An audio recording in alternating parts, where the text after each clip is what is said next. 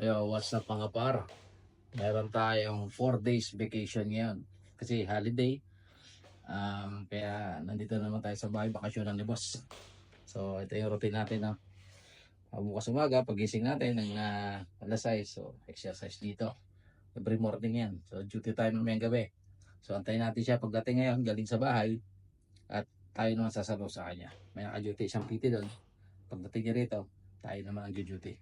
So, night shift tayo ngayon. So tapos bukas, siyempre alam niyo na pagkatapos ng duty natin, kung pwede, maligo tayo ulit doon. Isang jump lang para goods na. Di ba? O ngayon, ang gagawin natin ngayon ay mag-relax mo tayo.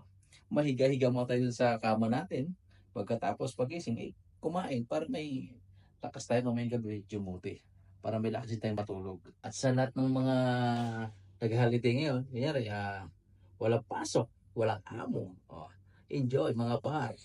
Kami kahit holiday kami, nakabakasyon kami dito. Kasama pa rin yung amo namin. Pero goods lang yun.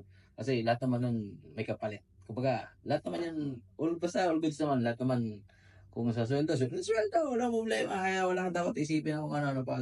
Busog ka sa pagkain lahat. Lahat ng gusto mo nandito naman. Kaya, no worries. Kasi pag lalabas pa tayo, gagastos pa tayo. Kung ano-ano pa makikita natin dyan, bibili pa natin. Mapabawasan pa yung kaperahan natin. Wala naman talaga tayo kaperahan. Kunyari lang may pera.